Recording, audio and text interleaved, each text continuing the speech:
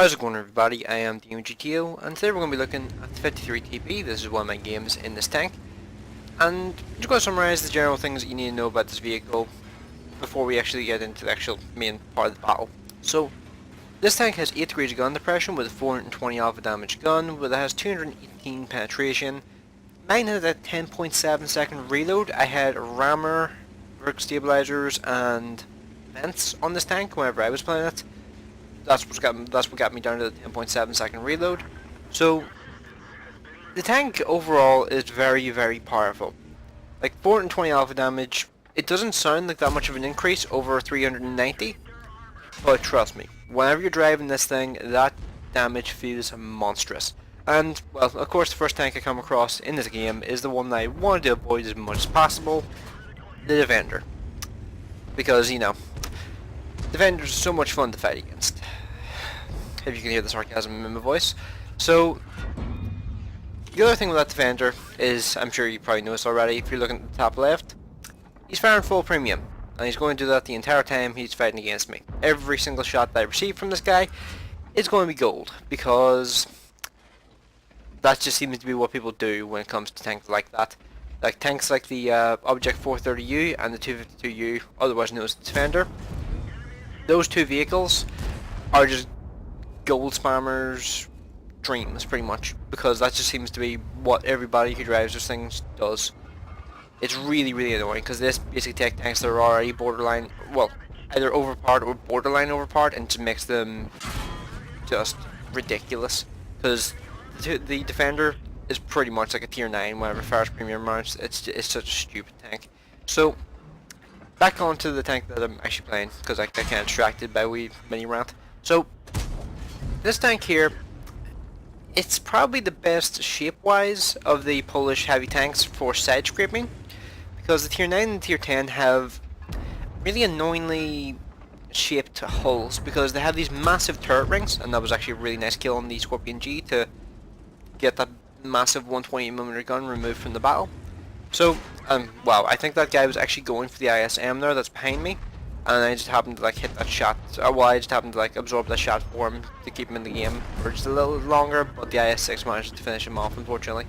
So, I got hit there into the WZ-111, and the super pushing is probably going to kill him off here now. Yep, there it is. And these two IS-6s are now in a really tough position because they're getting blasted by us, and they're also getting blasted by the tank destroyers, which are still on our base. The IS-6 fires a standard round and bounces off. This guy here is going to fire a premium round, and he's still going to bounce off. And that's actually going to bring me on to something which is kind of interesting about the way this thing's armor is set up. So, yeah, this is a bit of a derp moment because I'm trying to go over the top of that there, but the tank has no grip to do so. So, this is something which I find interesting about this vehicle's armor profile. The lower down the upper front plate you shoot, the better the armor technically is, because the top of the upper front plate is 110mm. But as you go further down, the raw armor thickness improves. So, unlike with every other vehicle with this sort of like armor shape at the front, you have to aim higher than you normally would. So, as an example, Tiger 2. Your instinct whenever you're shooting down on the upper front plate of the Tiger 2 is to shoot down as far as possible, because that negates a lot of the angle. With this thing here, you have to aim up higher, because the armor thickness is substantially lesser than it is lower down. So, it's weird. It's very different, and I think that's the main reason why the armor on this thing's front seems kind of troll. So, that guy there unfortunately gets a shot into me there, leaving me on 290 health, which is a one-shot kill for pretty much all the remaining heavy tanks. Well, the mediums are going to struggle to one-shot kill me, but the Somya SM and the 252U and the tank destroyers, which are remaining as well, will all be able to one-shot kill me now. So that's not a particularly great situation to be in, considering, well, they still have, I think, 9 tanks remaining. So, we're going to start progressing forward here, because the super pushing and the IS-3 are now taking the lead. So, hopefully I don't have to take any more damage, and can just survive for as long as possible. So, I'm going to prioritize getting rid of the Somya, because the Somya has an autoloader, and removing the autoloader, if at all possible, is always a good thing to do. No matter what autoloader it is, it's always a good idea to try and remove it from the battle. And get some revenge on the 252U. Was he on fire there? I actually didn't notice. I just kind of wanted to kill that guy because I was annoyed at him for just being a gold ammo spamming just twat. So now we're in a situation here with the T-54 Mod 1 at the end of the street, and it's kind of making this a bit tricky because I want to cross over, but I don't want to take any damage if I can help it. But I can see the T-54 Mod 1 just fired and hit the IS-3, so I'm relatively confident that I can sneak a shot off. Didn't manage to hit him, which is unfortunate, but I'm going to keep on going forward here because I'm not dead, and hopefully help out this 112 with the Scorpion G fight. So the 112 gets hit in the face by the Scorpion G, takes 477 damage, so let's try and go for it as quickly as possible, try and help this guy out. I don't know why exactly that guy's gun was pointing towards me over the 112, because you would think he would go for the tank so one shot kill that was right next to him rather than pointing towards me. Although, saying that, he may have been going for the Scorpion G that was behind me, but that didn't make any sense either because he's on more health than both of us put together. So we have 4 tanks remaining at this point. 3 Russians and an Italian. So after playing the P-44 Pantera, I realized that I actually went into this fight against this Pantera way too aggressively, because that tank is actually a lot more dangerous than I give it credit for. I just kind of thought that that's kind of like Panther 2. Panther 2 is pretty meh. So let's just push forward and just get some shots in, get some extra damage if at all possible.